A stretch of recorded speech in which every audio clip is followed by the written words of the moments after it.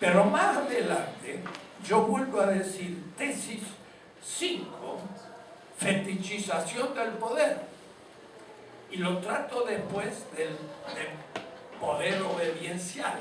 Bueno, lo anticipo. Es decir, no está en su orden lógico.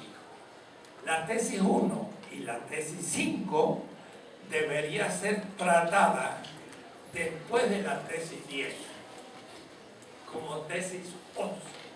Y es la que voy a poner hoy. La de hoy, que es clase 7, en realidad debería ser el fin de la primera constelación. Y esto es muy importante. Voy a leer por primera vez una pequeña página sistemática para que ustedes entiendan de que lo que yo expongo no son temitas de la filosofía política, sino intenta ser una visión sistémica, abierta a la realidad, y la realidad mismo exige redefinir, como lo estoy haciendo. Yo estoy corrigiendo un libro del 2006, en el 2019, ya pasaron bastantes años. Voy a leer para que entiendan el interés sistémico, porque de lo que se trata no es dar algunas temitas, como digo, políticos, que es lo que hacen todos. Si ustedes leen Habermas, él le va a dar mucho material sobre la razón discursiva, que vale mucho para el sistema de derecho, pero dejó el sistema económico, el sistema educacional, todos los otros sistemas, y por lo tanto tiene de la política una visión muy formalista. Yo diría el 10% de los temas posibles de la política es lo que pone Habermas.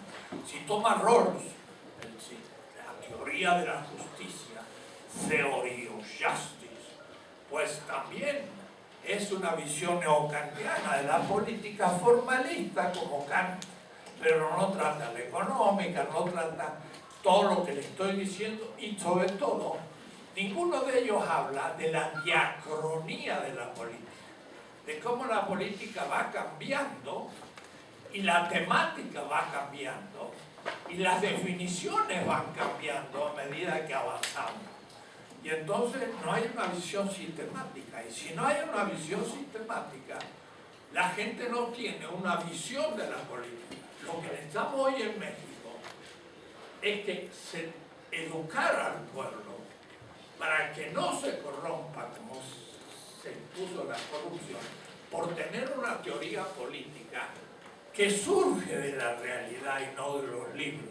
Pero cuidado, que conoce los libros.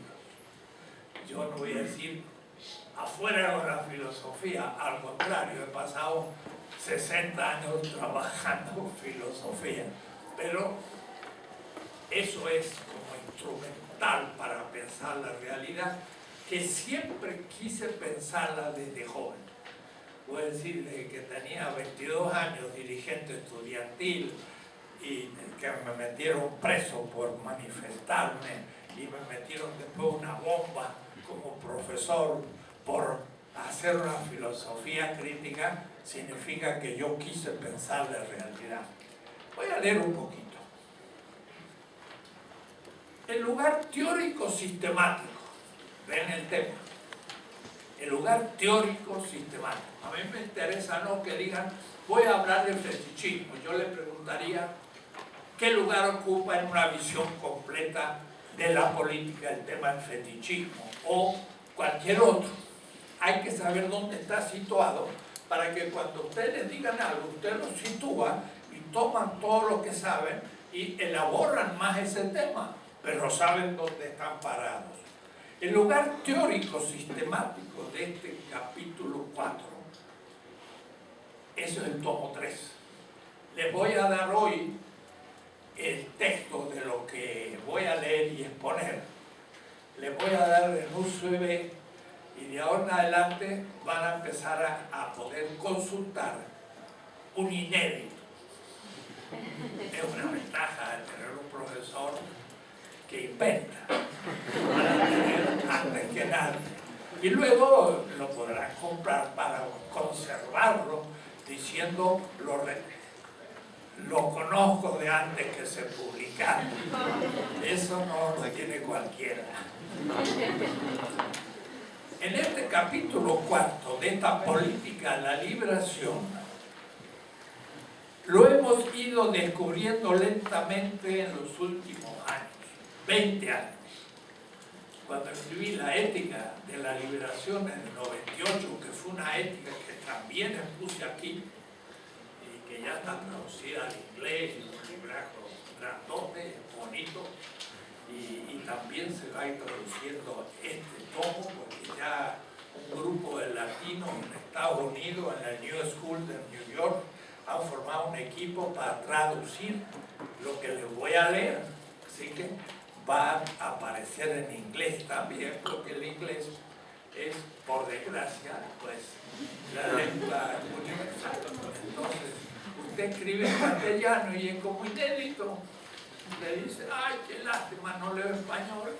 Y entonces, entonces un africano, un asiático, norteamericano, etc., no nos puede leer. Somos colonia, tenemos una lengua particular. Bueno, hay unos 600 millones de personas que leen español, pero son casi 7.000 la población de la Tierra, así que no es ni un 10%. Somos inéditos al escribir en español. Pero al pasar al inglés ya, que mal que bien, los demás 90% o la élite filosófica pueden leerlo. Esto ha sido un fruto lento de transformaciones de 20 años, que no lo veía claro hace 20, y hay cosas que he descubierto el semestre pasado gracias al seminario que hemos hecho aquí en la UNAM con alumnos, que ya no son alumnos, son colegas, son doctores y también son autores de muchos parágrafos del tomo 3, que algunos de ellos están aquí presentes. Bien, y se torna este sistema en la condición necesaria negativa de posibilidad de la superación dialéctica, pero que estando compuesta igualmente por la novedad de la irrupción de la exterioridad, es en realidad el pasaje de la totalidad vigente a la crítica de esa totalidad. Entonces, claro, yo uso categorías ya de un sistema. Entonces, cuando usted lee Hegel, se lo pone a leer, no entiendo nada. Bueno, ¿cómo va a entender? Entre lea Hegel un tiempito, sepa cómo fueron haciendo sus categorías. Eso le puede llevar unos meses si no conoce Hegel, o años. Pero después de entrar a uno se acostumbra, el segundo es más fácil, el tercero, y luego otro ya uno va adquiriendo la experiencia de abordar un pensamiento. Entonces, y yo le digo a ustedes, ya que son mis alumnos, tengan la oportunidad de hacerse cargo de todas mis categorías. No son fáciles, ni las entienden así leyendo. Hay que leer sobre las categorías. Yo digo, pero estando compuesta igualmente por la novedad de la irrupción de la exterioridad, de la totalidad. ¿Qué es totalidad? ¿Y qué es exterioridad? Son categorías que llevan capítulos de algunos libros, y hasta el Fondo de Cultura publica mi filosofía de liberación, donde yo expongo allá por 1977 las categorías fundamentales que sigo usando. Entonces, el que no entiende mi texto no entiende lo que voy a decir a fondo. Y es lamentable, pero ya así los alumnos de Hegel se tenían que chupar a Hegel y tenían que leer lo que él decía, e iban a las clases y entendían al maestro porque habían sudado entendiendo lo que había escrito en los últimos 20 años. Ustedes son iguales, no crean que van a entender lo que yo digo porque yo lo digo. Aunque intentaré explicarlo, pero casi imposible en tan poco tiempo.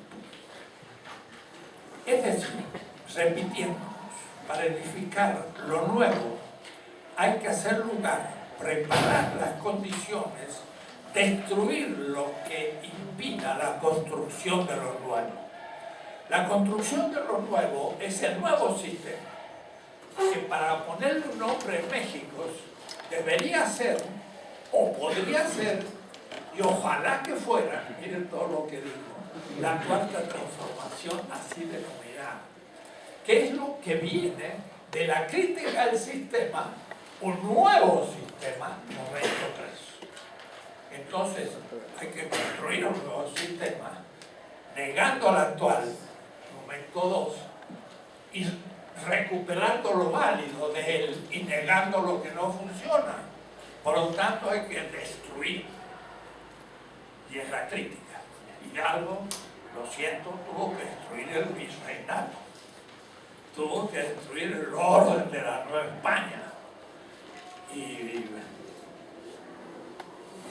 vamos a leer un texto muy bonito, y me anticipo, está el último del texto, pero ahora cuando estaba recordando lo que ya he escrito, me cayó este largo texto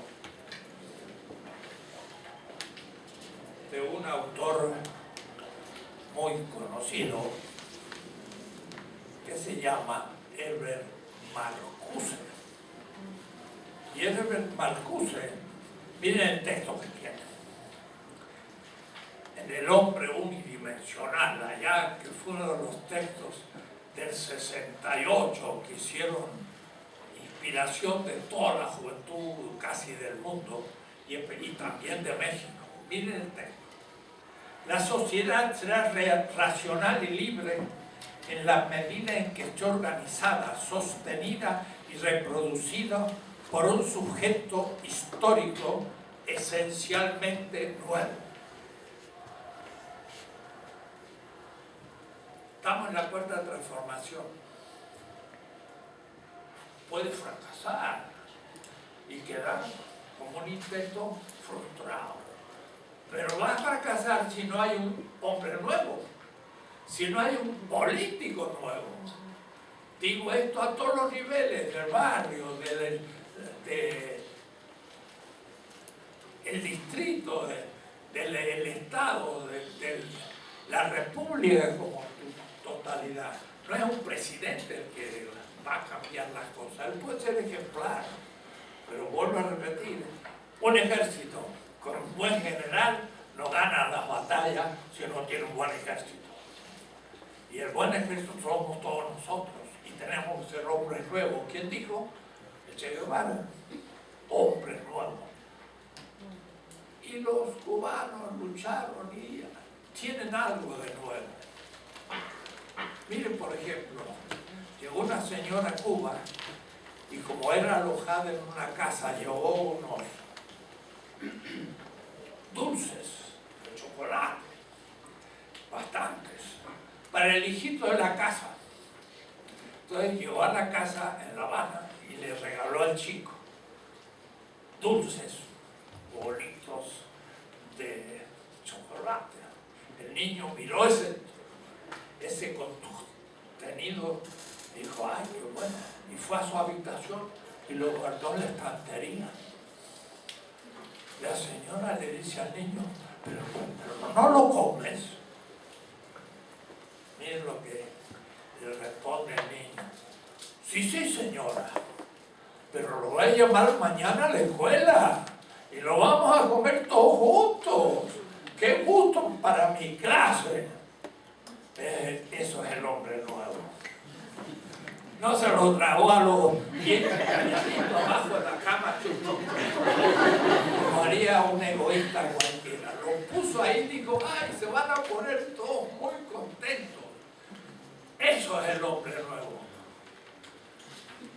Somos ese hombre nuevo en la cuarta transformación. La subjetividad ha cambiado, no. ¿Y cómo va a cambiar? con escuela de cuadros, y por eso hay que gastar todos los recursos de los partidos para formar políticamente a la gente.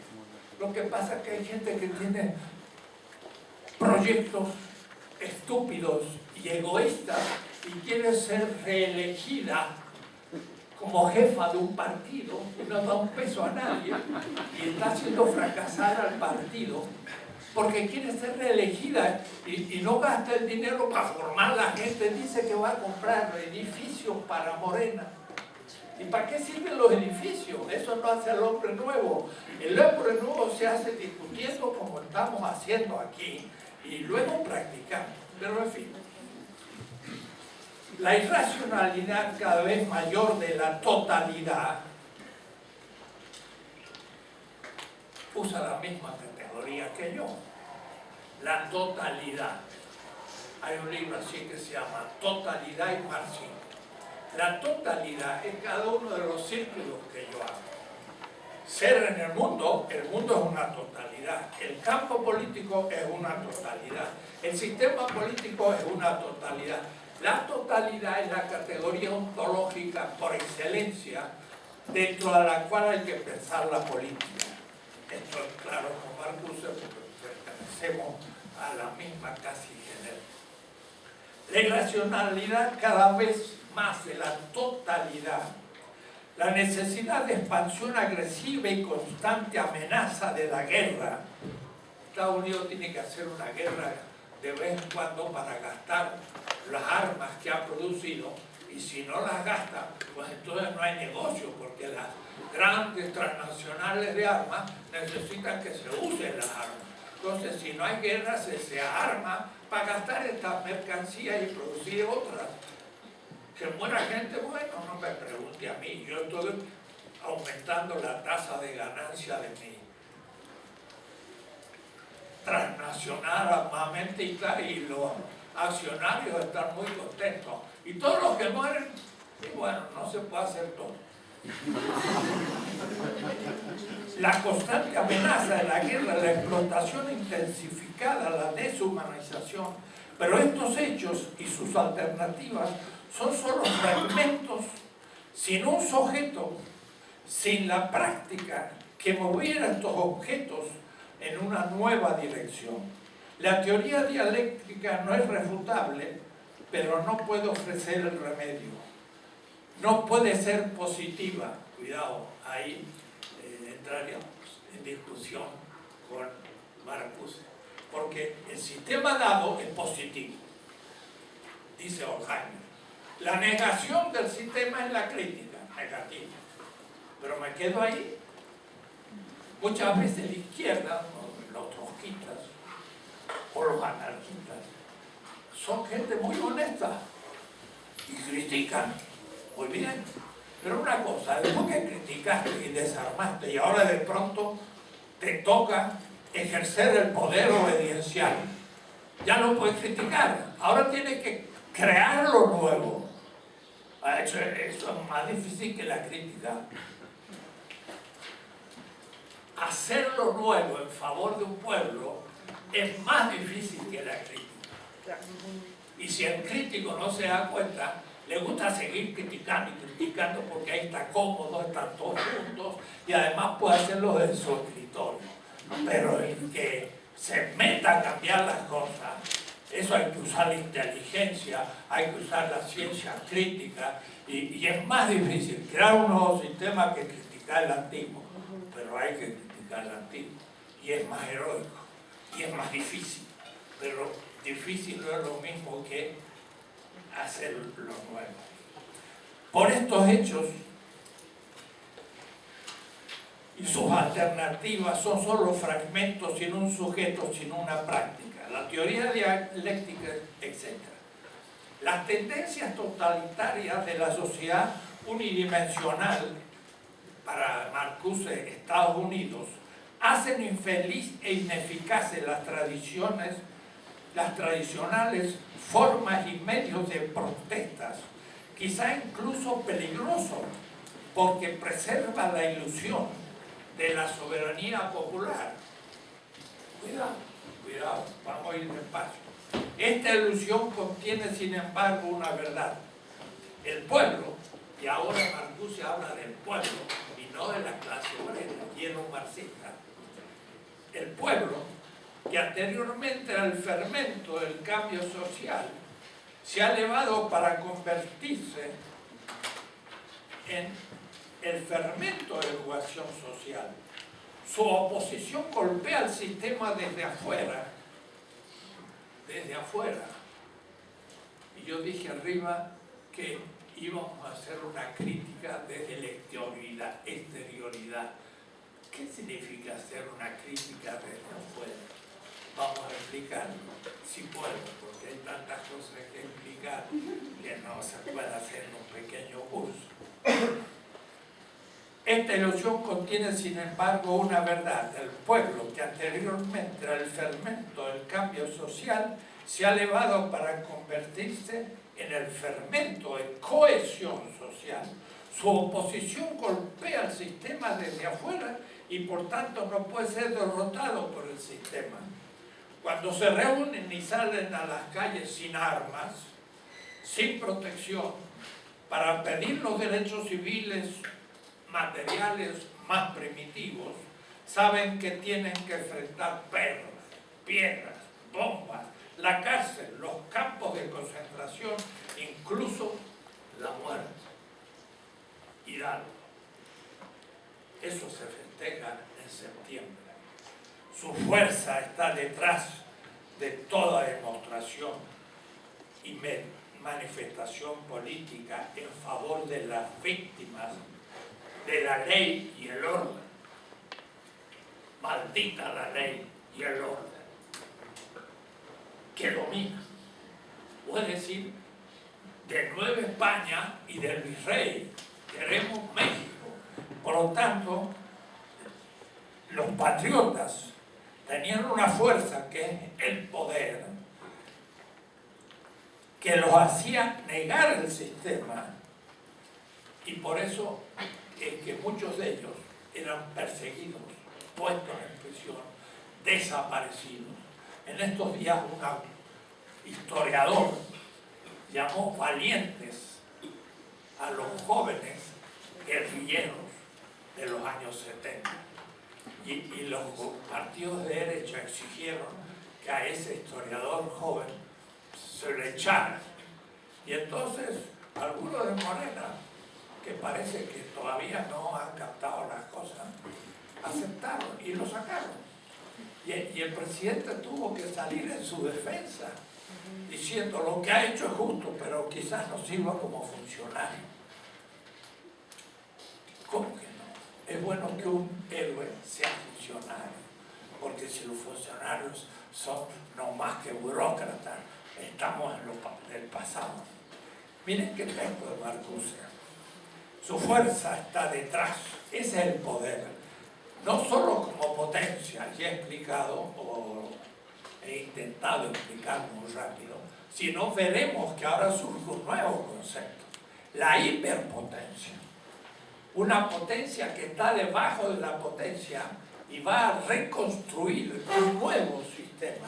La potencia constituyó el sistema, pero ahora surge una hiperpotencia que pone en cuestión la potencia para crear un nuevo sistema. Y entonces ahí es algo que Agamben, gran filósofo político actual en Italia, no puede ni soñar. No puede hablar de la hiperpotencia. Ya no avanzamos, quedamos solos. Somos los más avanzados en filosofía política en el mundo.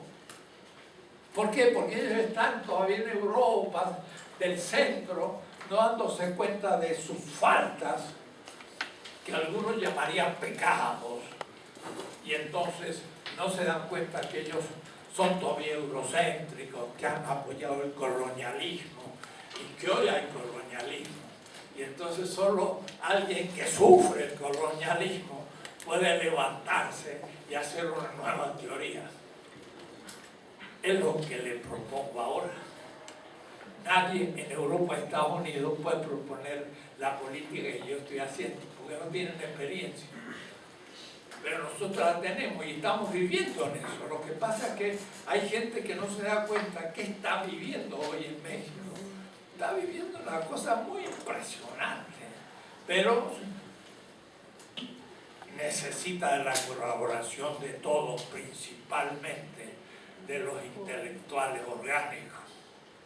Le llamarían Gramsci, que no es un profesor universitario, sino un obrero que entiende las cosas, pero para eso hay que darle los instrumentos teóricos.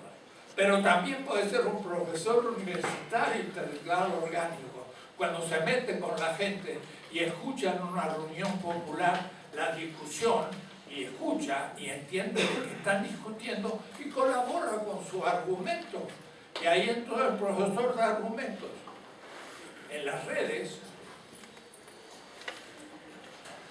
esta mañana leía que alguien me citó, porque hay una polémica si se va a elegir la dirigencia de un partido político con encuesta o con elecciones. El presidente propuso, hagan una encuesta y así van todos unidos. ¿Qué va a ser? Peor. Porque una encuesta no se puede hacer. ¿Cómo se hace? Para peor. Algunos querrían que la elección del partido se hiciera muy fácil, por teléfono a toda la población. Puede decir que los que no son del partido también votarían por el presidente del partido. Entonces yo en un diálogo con Aristegui dije, pues, si se abre la elección de todo el pueblo para elegir presidente de un partido, se reúnen todos los partidos de oposición y dicen, ¿cuál es el peor de los candidatos? X. Votamos a eso y le ponemos un mal candidato al partido.